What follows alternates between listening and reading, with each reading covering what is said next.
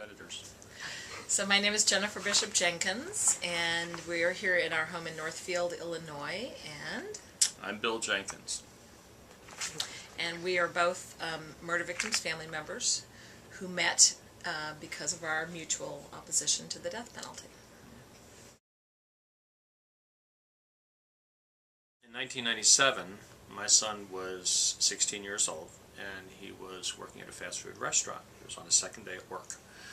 And William had just gotten this job, and he was very excited about it. And he went to work, and that day, that evening, around 10:30 at night, he was involved in a robbery of the restaurant. A man came up to the back door of the restaurant, waited for the next person to come out of the door, and when William came out of the door, he grabbed him from behind, put the gun up to his neck, forced him to turn around, get the manager to open the door from the inside. The manager looked through the security viewer to see what was going on. She saw that that this guy had William by the neck and had a gun, and she wound up opening the door from the inside, and William was shot and killed instantly.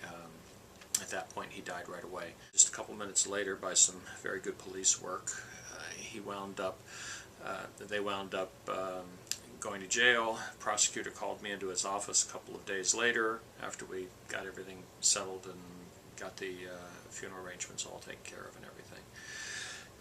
And he said, "Mr. Jenkins, we take this crime very seriously, and we intend to seek the death penalty in the case." The prosecutor looked at me and he said, "We're going to seek the death penalty." And at that point, I really had to take a stand. I had, up to this point, just like Jennifer, up to this point, it had just been an intellectual exercise for me. It didn't really affect me directly. Now it did. And I had always believed that it was wrong, but I had never really had to deal with it at this level. But it didn't take me long to figure, well, if I believe something is wrong all my life, then I need to stand. My sister, her husband, and their baby were murdered in Winnetka, Illinois in 1990. Nancy was 25. She was pregnant. Nancy Bishop Langert, her husband Richard Langert, and their unborn child. So it was actually a triple homicide. The offender was given 3 life without parole sentences because he was actually just a little bit too young. He was just underage by, literally months to get the death penalty, so in Illinois. So that was sort of the first wake-up call for me. Like, I never paid attention to the death penalty as an issue at all, ever in my whole life. It just wasn't on my radar screen. I was happily, busily just living my life. I don't even remember having an opinion about it, except I remember when John Lennon was shot and killed in the 80s. He was a Beatle, it was big. I remember being very upset that his killer could not get the death penalty.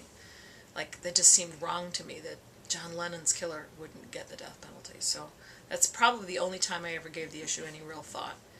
And but then when Nancy and Richard and their baby was killed, I again didn't give it any thought, because for the whole first 6 months after the investigation, we were just coping with our grief and the investigation and the news media, and particularly difficult because we didn't know who killed them for 6 months, and there was this big investigation. And when they finally caught the killer and they found out he was a teenager and too young to get the death penalty in Illinois, the very first question that Jay Levine, Channel 2 News, big local reporter, stuck a microphone in my face and said, "We've just heard that the killer's too young to get the death penalty. Aren't you upset?" And I remember sort of thinking at that moment that, was that the most important thing? I mean, my sister's dead. Richard... I don't think any victim anywhere ever wants the wrong person in jail. I think that's something that we have seen across the country. They may not be working to exonerate the innocent at all levels, but no victim wants the wrong person in jail. First of all, you have the sense of injustice that the wrong person is being punished, even if they may have had something to do with it, or even if they had a bad background and they should be locked up for doing something bad. And the other problem is that it means that the real killer is still out there, which is sort of a big issue. Yeah. And so we have seen people who have been locked up for the wrong reasons. And we need to... I, of course, spent almost 18 years in prison, 12 on death row for a crime I didn't commit. And I felt like those years that I fought for my freedom, exactly how many other Randy Steidles is there in the country and in this state? And come to find out, there was actually 19 other men that I was on death row with that were actually innocent. I think that was a catalyst for the legislatures to abolish the death penalty because of actual innocence. And murder victims' family members who continually go through the pain and the suffering of countless hearings throughout the years in the hopes of getting some kind of closure, which they never do. And it was a long, hard fight, but I think finally our General Assembly saw the light and knew what was best, and to save the taxpayers' money and ensure that no innocent people will ever spend time on Illinois' death row again. And to me, being able to play a small part in that, lobbying legislatures and speaking out in college campuses and all over Chicago and downstate to educate people about the death penalty, and then to finally succeed in seeing it abolished gives me a fairly good feeling of, I contributed something, from my experience.